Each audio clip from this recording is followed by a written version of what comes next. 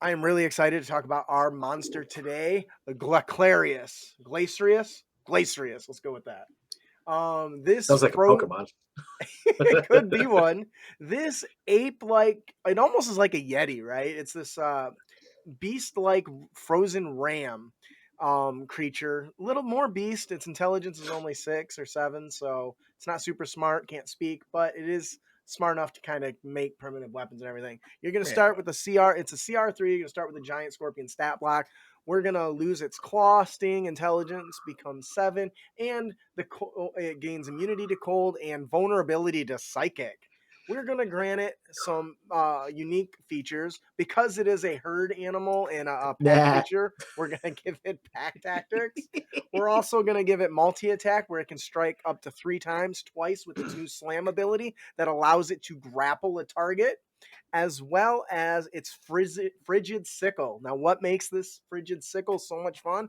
On a hit, the person has to succeed a con save or they begin to turn to solid ice and are restrained.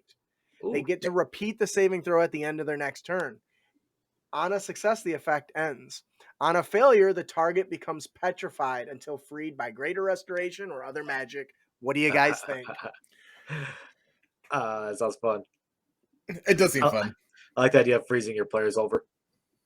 It's like, oh, we're just gonna get frozen. It's not bad. They're not gonna see the whole petrification thing coming. Yeah, and that's basically what it is. It's basically the petrification spell, but instead of turning to stone, you're turning into an ice pillar.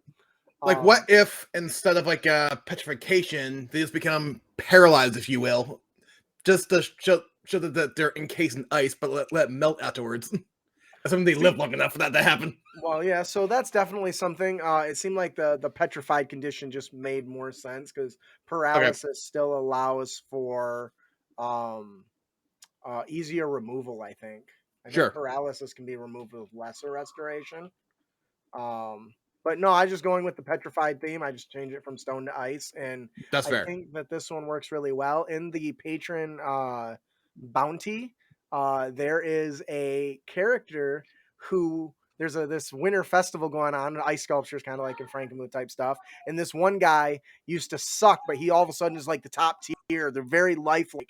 Turns out he's finding these frozen adventurers and dragging their their frozen forms and entering them into competitions, and the characters have to figure out what's going on, and it's a lot of fun. I think this is a fun monster. I chose for it to be more beast-like. What do you guys think about that?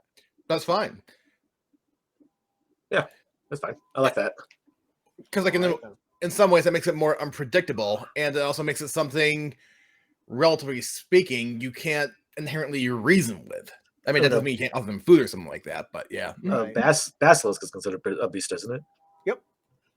Yeah. Doesn't use weapons though, right? So that's kind of one of the trade-offs. Oh. Is that it's smart enough that it can use primitive. See, I used the originally the 8 stat block was kind of what came to mind, right? They're smart. They can use primitive tools, a little bit smarter than them, but not enough for like language and stuff. More bestial. So I think it came across pretty good. It's definitely a fun one.